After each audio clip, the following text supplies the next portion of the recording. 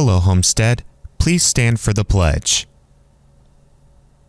I pledge allegiance to the flag of the United States of America and to the republic for which it stands, one nation, under God, indivisible, with liberty and justice for all. Please stay standing for a moment of silence.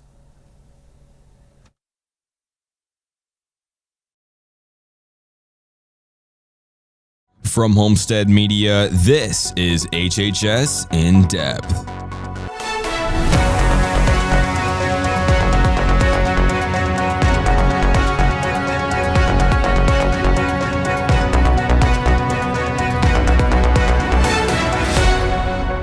Today is Friday, February 23rd, and welcome back to HHS In Depth. Let's begin with a quick overview of today's show. We will start our show off with another update on our celebration of Black History Month, with the first African American billionaire and founder of an all-Black entertainment cable channel. Then, reporter Carly Swimiller brings us a story about one Spanish class that honored Black History Month by taking a few days to learn more about famous Afro Latin Americans. Finally, reporter Justin Estrada will bring you a story about Dyknow and how teachers benefit from the use of it in the classroom. You'll also get a weather report from Josh Bobe, and we'll bring you another Behind the Curtain with Owen Kruger. To close the show, you'll have a sports recap from Graham DeWitt and Down to the Wire. All of this and more today only on HHS In Depth.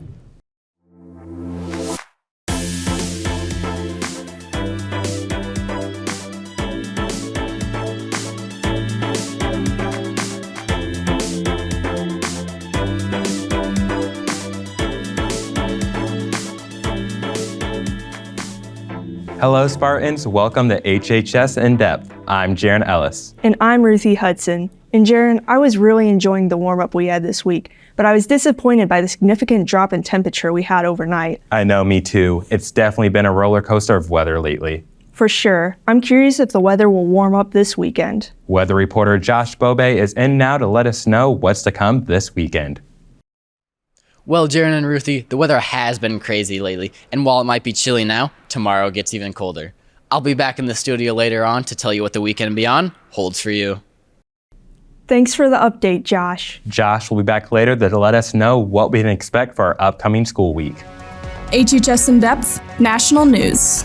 Switching now to national news, Death Valley National Park, the driest place in the United States, is now offering kayaking for a limited time. Due to heavy rainfall, a lake has formed inside this California desert. This is sure to be a wonderful place for explorers to visit. Switching to more economical news, the owners of Squishmallow are suing Build-A-Bear for their new line of stuffed animals called Scooshers. They believe that the design copies their patterns and signature egg-shaped design. In response, Build-A-Bear is suing Squishmallow, claiming that their designs are based off of pre-existing designs. Their lawyers say that similar patterns are bound to be made, and without these designs, creating new products would be virtually impossible. Thank you, Ruthie, for the national news update. Well, we turn now to our last segment celebrating Black History Month here on HHS In Depth, where we get to honor and remember the important and impactful people of color in our nation's history. That's right, Ruthie. In this week's segment, we will showcase those who have had incredible impacts in today's society, as well as hear from some of our very own classmates at Homestead.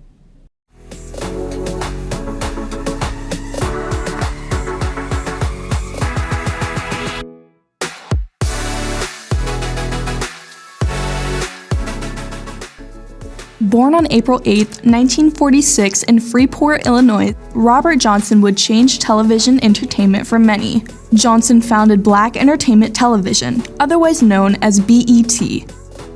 Johnson saw a large amount of African American audiences go unrecognized and untapped. He wanted them to be shown, so he built his dream from only a tiny cable outlet, creating BET, which aired with only 2 hours of programming a week to a large broadcasting channel that had an audience of more than 70 million households in 1980.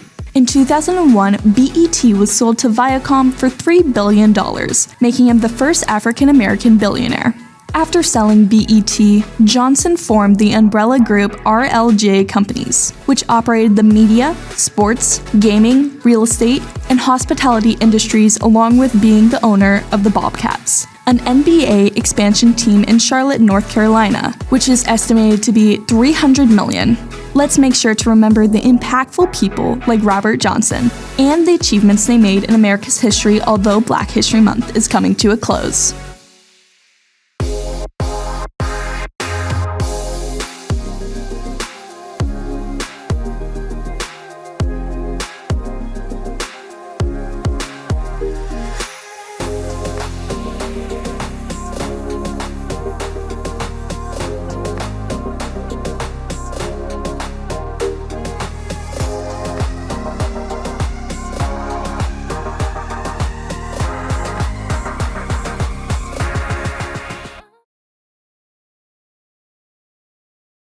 What Black History Month means to me is the ability to signify Black voices in our country and share their stories. I think it opens the door for education and to talk about them and what they've been doing in our society. It gives people an outlet to also talk about their own stories. And I think that it's a great way in our society to be able to talk about these important figures, either past or present, and be able to give them the recognition that they deserve. A person of color who has made a significant impact on my life would probably have to be my sister. My sister still lives in Jamaica, and she's a Black business owner. I think that it's very important to talk about because being a business owner is hard to do as is. And then on top of that, being a Black-owned business owner is also a very important, big step, I think, for anyone as a whole and how hard it is to do to create a successful business. And I admire her ability to always keep working and keep pushing. I think that that's something that we should all have that motive and drive to be able to do. So she has always been a very significant figure in my life and very important.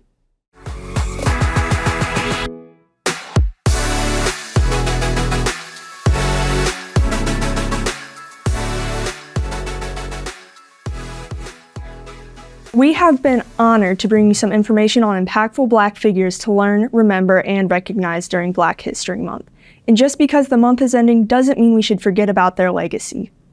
Speaking of Black History Month, we know that all of Homestead's academic courses have taken this month to work in ways to learn about important Black figures in their areas of study. So let's learn about one of those classes did in particular. Reporter Carly Swimler joins us now to take a look at Dr. Robinson's AP Spanish class's deep dive into learning about famous Afro Latin Americans. In honor of Black History Month, Dr. Robinson's AP Spanish class has been learning about Afro descendants and the impacts they have had on our communities today. We're learning about technology, medicine, and the advancements of other cultures, and we are comparing it to our everyday life in the United States. This project has really taught me more about the culture and not just the language. So I'm speaking Spanish and I'm learning about these topics while debating and having conversations in Spanish, but I'm learning more about the people and the cultures and how they celebrate different holidays and pretty controversial topics, but I think it's very interesting. There are significant Afro-descendant populations outside of the U.S. and Africa. A lot of people do not know that Latin America has more than 130 million people that identify as Afro-descendants. In history classes, it is common to only speak of the Caribbean as having big populations of Black people, but it is bigger than that. It was really interesting to learn about something that we didn't necessarily cover in world history or American history, but was a really important part and integral part of Latin America culture and their history. I'm from Mexico, so I find it really interesting how some Afro-Mexicans have been able to change the way that Mexico runs as a country with the racial aspect. So I think it's just a learning experience for me and that I have taken into consideration in my everyday life. It is so awesome to think about how Black History Month has had such an impact on Homestead's curriculum, so students can gain knowledge on topics that aren't typically taught. Reporting for HHS In Depth, I'm Carly Swimler. Thanks for the story, Carly. Don't go anywhere. We'll be right back on HHS In Depth. Want to learn more about Dyknow's impact in classrooms? I'll be back later in the show to show you what Dyknow is all about.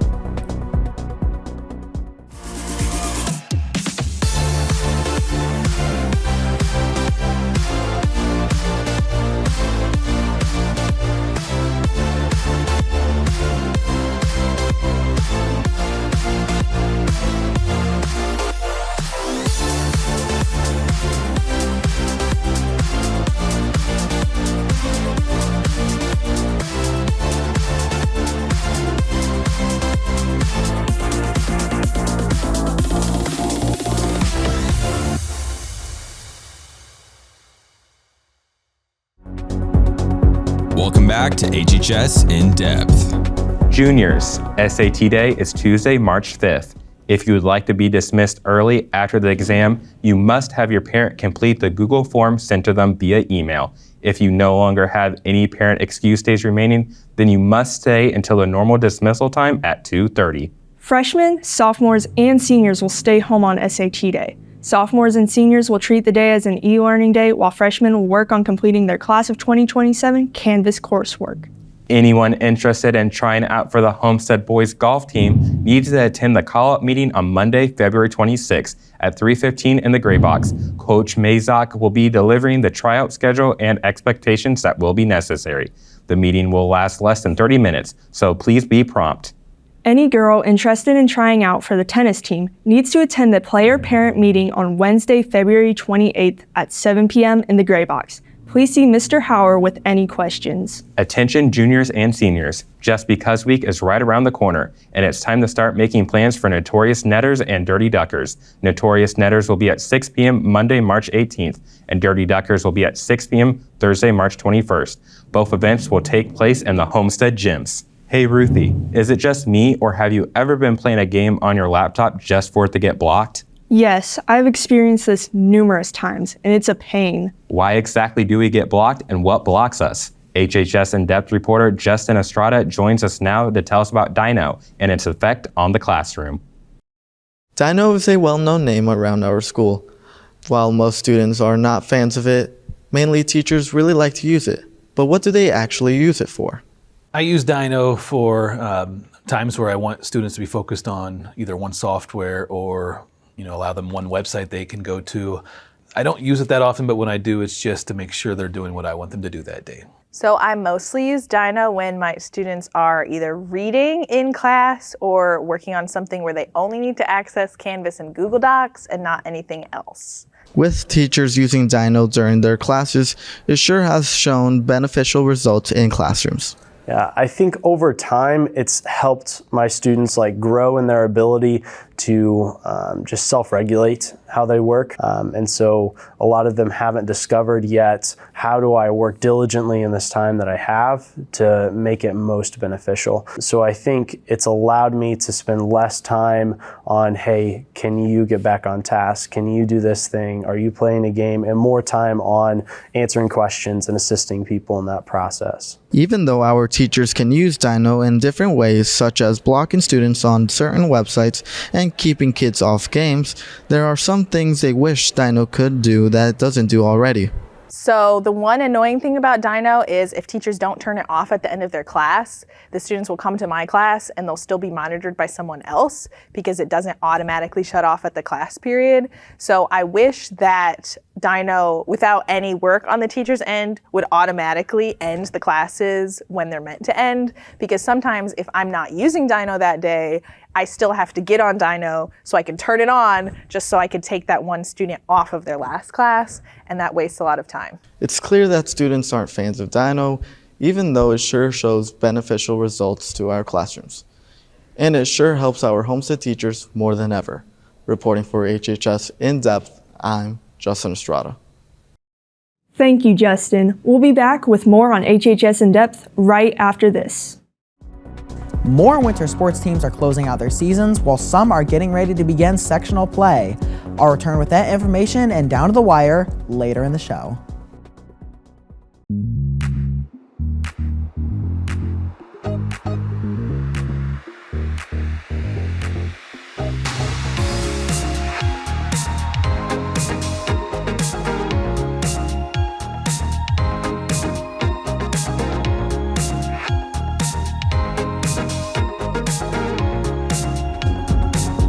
Welcome back to HHS In Depth.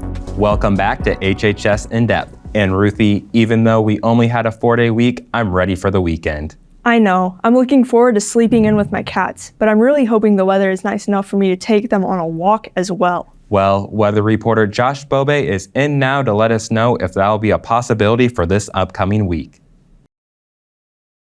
Thanks, Jaron and Ruthie. The warm weather we have all been waiting for might finally be here after weeks of freezing weather. Today, you might need a light jacket walking out of school with a high of 46 and a low of 19. As for this weekend, tomorrow you might need to keep those layers on, as temps will only get as high as 33. Probably not warm enough to walk the pets. As for Sunday, the warm-up starts again with a high of 53. The good news for both days this weekend is that the skies will have plenty of sunshine. Moving into next school week, Monday starts off the week sunny with a high of 60. Tuesday stays warm with a high of 63 and a chance of showers. The rain will continue into Wednesday with the temperature still reaching a high of 59. Going into Thursday, the heat wave, unfortunately, will die off with the high reaching only 34 as the clouds start to roll in. As spring is just around the corner, the glimpse we got this week isn't quite ready to stick around for good, so be sure to take advantage of it before next Thursday, and then we can all be hopeful that spring decides to stay here for good at the next warm-up. Jaron, Ruthie, back to you. Thank you, Josh. Well, unfortunately, I won't be able to take my cats on a walk tomorrow, but I'm glad I will be able to later this week. That sounds perfect, Ruthie. Hopefully, the performing arts teams in action this upcoming week will enjoy the warm temperatures just as much as you. Joining us now for another edition of Behind the Curtain is Owen Kruger.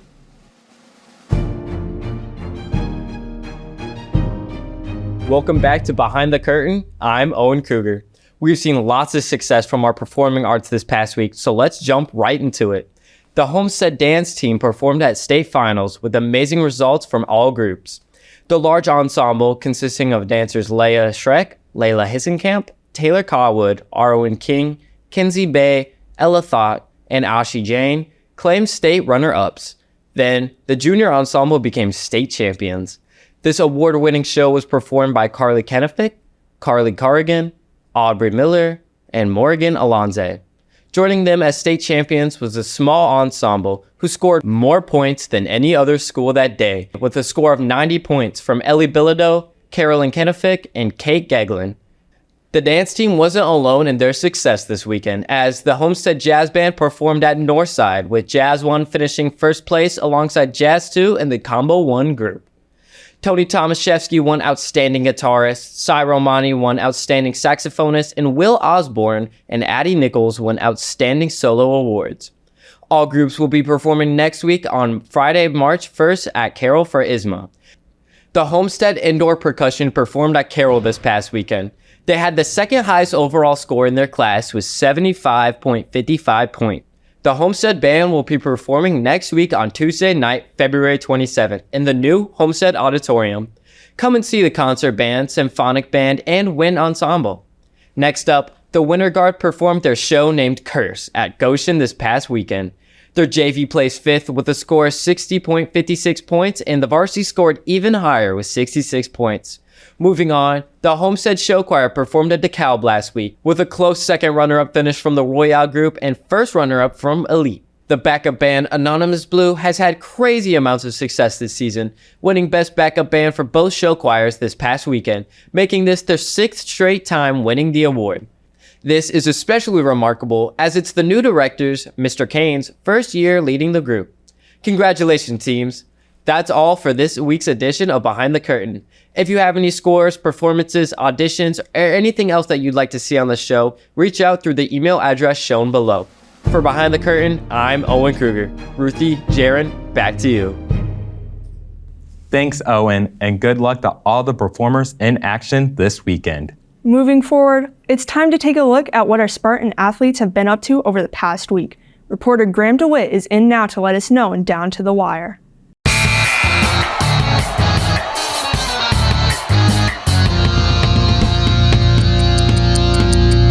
Welcome back to Down to the Wire. I'm Graham DeWitt. This season of winter sports has brought plenty of action in the past few months. Today's episode starts with our Champions Together basketball team. Last Friday, they faced off against Carroll in Spartan Arena. Towards the end of the game, Carroll led 14-12, but Jude Price stole the ball and took it the other way, hitting a big last-second shot. This play tied up the game at 14. Congratulations, Jude, on this big moment.